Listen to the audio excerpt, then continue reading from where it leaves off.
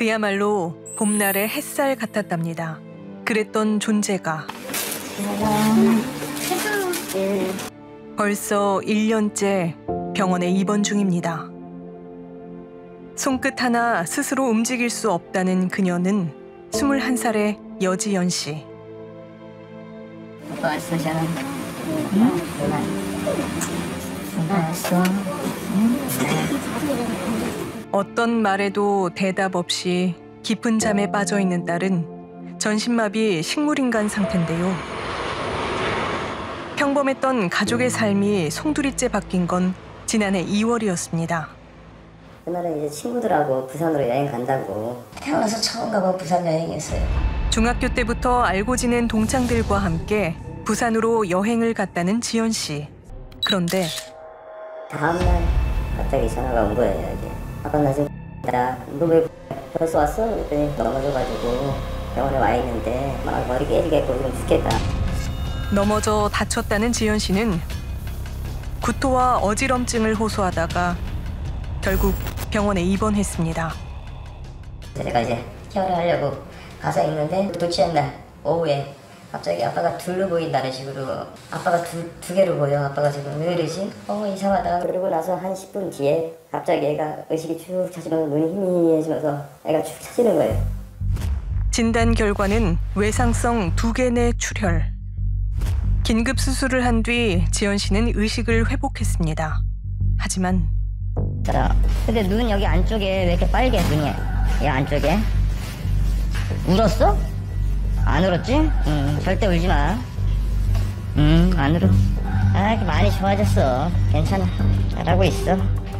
상태는 점점 나빠졌습니다. 지연아, 아빠 왔어? 눈 떠보자. 눈 좀 떠봐. 지연아. 아버지의 간절한 바람에도 지연 씨는 입원 3일 만에 혼수 상태에 빠졌다는데요. 뇌하고 척수신경 1번이 연결되는 부분은 혈압 중추가 있는 가장 치명적인 부위입니다. 처음에는 걸어 다니니까 괜찮겠지 하고 생각했던 것 같은데 척수신경이 충격받아서 점점 부어오르니까 호흡마비가 오고 점점 나빠지는 혼수 상태로 갇힌 것 같아요. 다친 부위가 여기라는 거는 목이 꺾이면서 떨어질 때 굉장히 큰 충격이 가해졌다는 걸 의미하는 거거든요. 이상합니다. 단순히 넘어졌다기엔 상처가 너무 큽니다. 제가 상태가 위중했을 때 문과를 보니까 뭔가 이렇게 찢어진 흔적이 있더라고요. 아무리 그래도 넘어졌다 해도 뭔가가 있다 해서 제가 지금 친구들한테 다 전화를 했어요. 머리끄댕이 잡혔다, 맞았다 이러면서 싸웠다고 얘기 들었거든요. 지금 너무 막 아프다 그러고 얘네랑 못 있겠다 이런 식으로 얘기를 해가지고 두통을 호소한 지연 씨는 첫 기차를 타고 친구 집을 찾아왔다고 합니다. 구토도 계속했었고 고개도 막 못 돌리겠다고 너무 아프다고 안 되겠다 싶어서 바로 병원 데리고 갔거든요. 7년을 알고 지냈다는 내 친구의 우정 여행. 그날 이들에겐 무슨 일이 있었을까? 우린 여행을 함께 갔던 일행 성현 씨를 만나 자세한 얘기를 들어보기로 했습니다. 원래 넷이서 중학교 때부터 친했고 이제 저희끼리 이제 얘기하다가 뭐 어디 갈래 하다가 부산 가자 해가지고 갑자기 놀러 간 거예요. 처음엔 마냥 즐거웠다고 합니다. 문제는 그날 밤 숙소에서 벌어졌다는데요. 여지연이 침대에 이렇게 앉아서 둘이 이렇게 말다툼하다가 이게 뭐 때리고 싶다, 쳐버리고 싶다 뭐 이런 식으로. 욕설을 하며 지연 씨를 넘어뜨린 고 씨. 쿵소리가 날 정도의 충격인데요. 뒤늦게 상황을 알게 된 어머니의 가슴이 무너져 내립니다. 정말로 잘해줘야 진짜 2년, 3년인데 꽃다운 나이에 진짜 꽃도 피우지도 못하고 그러고 가야 된다는 그 현실이 너무나 원통하고 가슴이 아프고요. 21살 딸에게 남은 시간은 길어야 3년이라는데요. 여전히 궁금합니다. 고 씨는 어떤 이유로 오랜 친구에게 폭력을 휘두른 걸까? 사람이 많이 다쳤잖아요. 다친 것은 인정을 해요. 그 당시에 대신 술 취해서 기억을 모른다고. 우리가 갈 때는 중상해로 갔어요. 술에 취해 기억이 안 난다는 겁니다. 게다가 너무 어이가 없는데 그쪽 변호인 쪽에서 의료 감정 신청을 해놨어요. 다음날 제가 일어나서 그렇게 하고 갔다. 제가 그 중간에 제가 일어나가지고 어저께 분당까지 갔는데 지경이는 아닌지. 지연 씨의 상태와 자신의 폭행은 직접적인 관계가 없다고 주장한 고 씨. 친구들 역시 그와의 대화를 또렷이 기억합니다. 자기는 억울하다. 그렇게 된 일이 아니다. 잠을 자라고 눕힌 지연 씨가 갑자기 달려들어 이를 제지했을 뿐이라는 겁니다. 그리고 피의자 신문조서에 남은 그의 입장은 단 하나. 내가 밀친 건 맞지만 저 때문에 뇌출혈이 왔다고 생각하지 않습니다. 억울하다였습니다. 우린 지연 씨와 친구들이 묵었던 숙소를 찾아 사건을 되짚어보기로 했습니다. 여기에 부딪혔거든 지금. 그런데 근데 이건 쎄야 쎄. 방 한켠에 놓인 탁자에 철제 받침대가 눈에 띄는데요. 넘어졌을 때 보니까 다리 한쪽 다리가 이렇게 바지가 올려져 있더라고요. 다리의 위치를 특정함으로써 어떤 자세로 넘어졌는지를 시뮬레이션을 해보니까 처음에는 이 앞쪽을 바라보고 있다가 여자가 왼쪽으로 회전하면서 목 또는 머리가 테이블 지지대에 충격이 되는 장면을 보시면 돼요. 우측발이 야구하듯이 던지고 나서 뻗어지면서 밑에까지 쭉 내려오잖아요. 이렇게. 그러니까 지금 종합 보면은 쓰러지는 방향과 회전 방향 이 두 개의 힘이 합쳐진 거기 때문에 충격량을 셀 수밖에 없을 것 같아요. 지연 씨가 탁자 받침대에 부딪히면서 큰 충격을 받았을 거라는데요. 이토록 끔찍한 폭행 사건은 왜 벌어진 걸까? 우린 함께 여행을 갔던 또 다른 일행, 수정 씨를 어렵게 만날 수 있었습니다.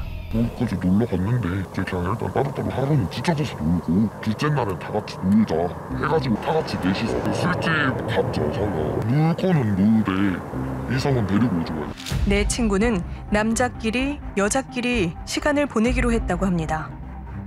그 뒤 술자리에서 만난 낯선 일행은 지연 씨와 수정 씨를 숙소까지 배웅해줬다는데요. 이게 발단이었답니다. 그러고 나서 걔네는 갔어요. 근데 쟤? 그걸 알고 엄청 화나가지고 뭐라 하는 거예요. 왜 남자를 자꾸 왔냐고.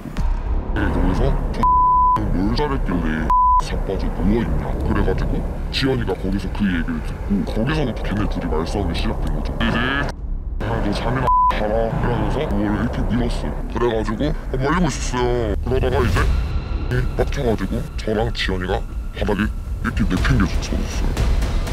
앞뒤 상황을 듣지도 않은 채 지연 씨를 밀쳤다는 고 씨. 대체 그는 무엇이 그토록 화가 난 걸까? 그런데 우린 고 씨의 동창들에게 뜻밖의 얘기를 들을 수 있었습니다. 걔가 원래 손찌검을 잘하는 것도 알고 있었고 그랬어가지고 얘가 진짜 미쳤구나 이런 생각밖에 안 들죠. 모르는 사람은 없을 거예요. 저는 제가 맞았어요.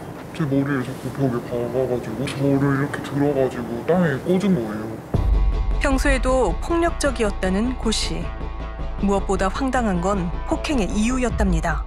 전 여자친구랑 헤어졌는데 제가 이제 전 여자친구 이름을 부르는데 갑자기 화난다고? 전 여자친구가 잠깐 만나러 오겠다 해가지고 얘기를 하고 있는데 그거를 보고 다짜고 제 머리가 딱 잡힌 거예요. 바닥에 질질 끌린 거예요. 남자애들이 2명이서 말리는데도 그게 안 말려져가지고 경찰이 온 거죠. 남자들도 때려요? 아니 남자들은 안 때리죠. 때려해요. 그저 기분이 상했다는 이유로 자신보다 약한 사람들을 괴롭혔다는 건데요. 뿐만 아닙니다.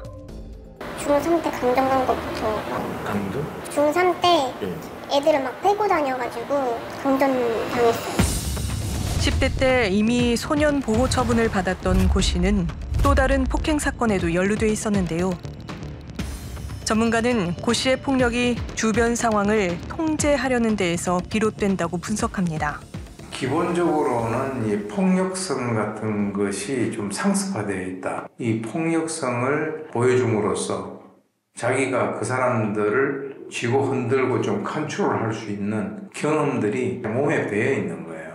이 피해자 같은 경우는 거기에 남성을 데리고 왔고, 그러니까 이제 거기에 대해서 본인이 지시했던 그 사항이 제대로 잘 먹어들이지 않았다. 그러니까 이제 평소에 이 사람이 가지고 있던 폭력을 이제 사용해버린 거죠. 지난 4일 검찰은 중상해 등의 혐의를 받고 있는 고 씨에게 징역 5년을 구형했습니다.